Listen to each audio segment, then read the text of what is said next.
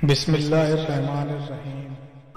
بے شمار ہالی ووڈ فلموں کا مرکزی کردار کرنے والا دنیا کا سب سے لمبا جالم و جابر انسان، سچ اور جھوٹ کی امیزش سے بھرپور کردار اوج بن انک ہے۔ پہلے تو ہم اوج بن انک کے کردار کی بات کریں گے اور پھر ویڈیو کے آخر میں یہ بتائیں گے کہ مختلف تاریخ دان اوج بن انک کے کردار کو سچا مانتے ہیں یا جھوٹا۔ قرآن پاک میں اوج بن انک کا ذکر کیوں موجود نہیں؟ تاریخ دان لکھتے ہیں کہ اوج بن انک کا تعلق قوم عمالقہ سے تھا، ایسی قوم جو اپنی سفاکی اور بربریت کی وجہ سے مشہور گزری ہے۔ اس قوم کو باقی قوموں پر ایک یہ بھی برتری حاصل تھی کہ ان کے قد اس وقت کے لوگوں میں سب سے زیادہ تھے اور چہروں سے وحشت ٹپکتی تھی۔ مفسرین لکھتے ہیں کہ قوم عمالقہ کا ایک مرد دوسری قوموں کے 100 مردوں کے برابر ہوا کرتا تھا۔ قوم عمالقہ نے ایسی دہشت پھیلا رکھی تھی کہ جب بھی وہ کسی سلطنت پر حملہ کرتے تو مخالفین جلدی ہتھیار ڈال دیتے۔ اوج بن انک بھی اسی قوم کے سرداروں میں سے تھا جس کو دنیا کا سب سے لمبا انسان مانا جاتا ہے۔ وہ شخص اپنی جسمانی قد و قامت اور طاقت میں پوری سرزمین میں منفرد تھا۔ مشہور ہے کہ یہ شخص اتنا لمبا اور دیو قامت تھا کہ وہ سمندر میں چلتا تو ڈوب نہ سکتا تھا۔ اونچے اونچے درخت اور پہاڑ اس کے سامنے چھوٹے معلوم ہوتے تھے۔ اس کی لمبائی اور قد اتنی زیادہ تھی کہ دوسرے لوگ اس کے سامنے کیڑے مکوڑے کے مانند دکھتے تھے۔ ایک روایت کے مطابق حضرت آدم علیہ السلام کے سرکش بیٹے قابیل کی نسل سے انک نامی نوجوان کی بیوی سمریجا سے جنوں کے دیوتا پال کو پیار ہو گیا، جس سے ہم بستری کے سبب ایک عجیب الخلقت بیٹا پیدا ہوا جس کا نام اوج رکھا گیا۔ اس بچے کا قد بہت جلد بڑھا جس کی وجہ سے کوئی لڑکی اس سے شادی کو تیار نہ تھی۔ اسی بنا پر یہ جنسی درندہ بھی بن گیا۔ اوج بن انک بچپن سے ہی اپنے ہم عمر بچوں سے زیادہ دراز قد اور مضبوط نظر آتا تھا اور جب جوان ہوا تو اس کی لمبائی غیر معمولی بڑھتی چلی گئی۔ روایتوں کے مطابق اس کا قد 80 ہاتھ تھا۔ عام خیال پایا جاتا ہے کہ حضرت نوح علیہ السلام کے زمانے میں اوج بن انک موجود تھا۔ جب حضرت نوح علیہ السلام عظیم طوفان سے قبل کشتی تیار کر رہے تھے تو آپ کو کشتی بنانے کے لیے ساگوان کی لکڑی کی ضرورت پڑی، مگر اس لکڑی کو اٹھا کر لانا ممکن نہ تھا، لہٰذا اوج نے آپ کی مدد کی اور وہ ان لکڑیوں کو ملک شام سے اٹھا کر لایا۔ لہٰذا اللہ نے اس عمل سے خوش ہو کر اسے غرق ہونے سے نجات دے دی، حالانکہ وہ حضرت نوح علیہ السلام پر ایمان نہ لایا تھا۔ ایک روایت تو ایسی ملتی ہے کہ جسے انسانی عقل مان ہی نہیں سکتی ہے۔ یہ ہے کہ اوج بن انک اتنا دراز قد تھا کہ سمندر سے مچھلی پکڑ کر وہ آسمان میں ہاتھ بلند کرتا جس سے سورج کی تپش سے وہ پکتی اور اسے کھایا کرتا تھا۔ اس موضوع پر امام سیوطی نے الاوج فی الخبر اوج نام سے ایک رسالہ لکھا ہے جس میں انہوں نے اوج بن انک کی شخصیت کے متعلق بہت کچھ تحریر فرمایا ہے۔ روایتوں کے مطابق غیر معمولی قد و قامت کے ساتھ اوج بن انک نے لمبی عمر بھی پائی تھی۔ اس کی عمر 3600 سال تھی۔ وہ حضرت آدم علیہ السلام کے زمانے سے حضرت موسیٰ علیہ السلام کے دور تک زندہ رہا۔ پھر حضرت موسیٰ علیہ السلام نے اس سرکش شخص کو قتل کیا۔ واقعہ کچھ یوں ہے کہ جب بنی اسرائیل کو فرعون سے نجات ملی تو حضرت موسیٰ علیہ السلام کو اللہ پاک نے حکم دیا کہ فلسطین پر حملہ کریں، کیونکہ فلسطین کی زمین بنی اسرائیلیوں کے لیے لکھ دی گئی ہے۔ حضرت موسیٰ علیہ السلام نے اپنی قوم کو لیا اور فلسطین پر چڑھائی کے لیے نکل پڑے۔ اس وقت فلسطین میں قوم عمالقہ آباد تھی جن کا سردار اوج بن انک تھا۔ حضرت موسیٰ علیہ السلام نے اپنے قبیلے کے 12 سرداروں کو چنا اور قوم عمالقہ میں بھیجا۔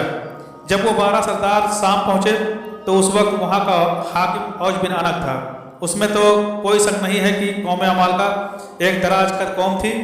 جب یہ 12 سردار فلسطین کے قریب پہنچے تو وہ قوم عمالقہ میں سے ایک بندے نے انہیں پکڑ لیا اور اپنی گٹھری میں سب کو باندھا اور اپنے سردار اوج بن انک کے آگے لا کر گٹھری کھول دی اور کہا کہ ان لوگوں کو میں نے جاسوسی کرتے دیکھا۔ وہ سردار اوج سے ملے تو ان کی قد و قامت اور جسمانی بناوٹ کو دیکھ کر حیرت زدہ رہ گئے۔ پھر انہوں نے اسے اللہ کا پیغام سنایا اور بتایا کہ ہم جلد اس ملک کو فتح کرنے آ رہے ہیں اور اللہ کا وعدہ ہے کہ فتح ہماری ہوگی۔ اوج بن انک گجبناک ہو گیا اور ان سب کو ایک ہاتھ سے پکڑ لیا اور چاہا کہ انہیں مسل کر ہلاک کر دے، مگر جب اس نے ان سرداروں کے چہرے پر خوف دیکھا تو انہیں حقیر سمجھ کر چھوڑ دیا اور اپنے ملک کا ایک میوہ جو کہ ایک آدمی کے لیے کافی ہوا ان کو دیا اور کہا کہ اپنی قوم کو جا کر یہ دکھاؤ اور بتا دو کہ ہمارے یہاں کے میوے اس قدر بڑے ہیں۔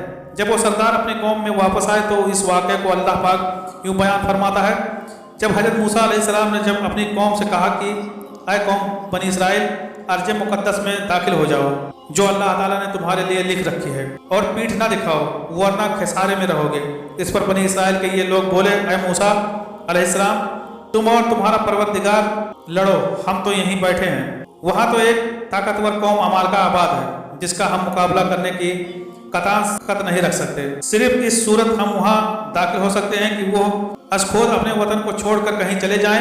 حضرت موسیٰ علیہ السلام نے اپنی قوم کو بہت سمجھانے کی کوشش کی کہ اللہ پاک نے فتح ہمارے نصیب میں لکھی ہے، لیکن قوم نے بات نہ مانی اور انکار ہی کرتے رہے کہ ہم عمالقہ سے جنگ نہیں کریں گے۔ چنانچہ اللہ تعالیٰ نے اس سرکشی کی سزا کے طور پر بنی اسرائیل کو صحرائے طیٰ میں قید کر دیا، اور یہ لوگ 40 سال تک اسی مختصر سے صحرا میں بھٹکتے رہے۔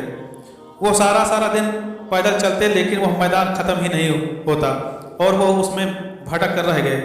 جب قوم نے حضرت موسیٰ علیہ السلام کی نافرمانی کی تو حضرت موسیٰ علیہ السلام خود اوج بن عنق کو ختم کرنے کے لیے نکل پڑے۔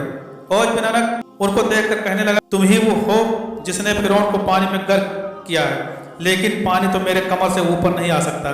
یہ کہہ کر اس نے حضرت موسیٰ علیہ السلام پر حملہ کیا جس سے آپ محفوظ رہے، اور آپ نے جوابی حملہ کی اور اس کے ٹخنوں پر اپنا عصا مبارک مارا جس کی جرب کی تاب نہ لاتے ہوئے وہ زمین بوس ہو گیا۔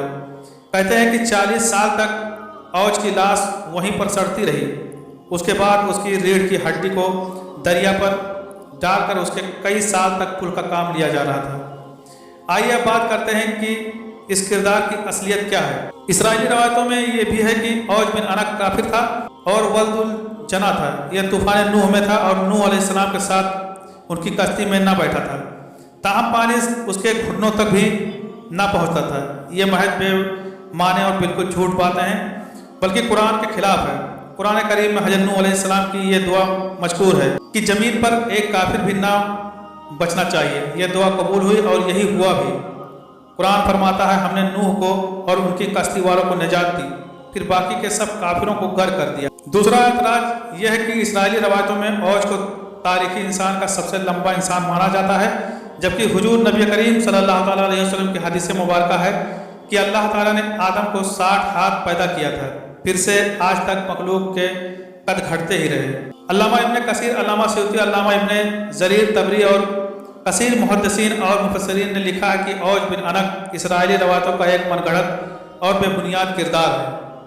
واللہ عالم ثواب۔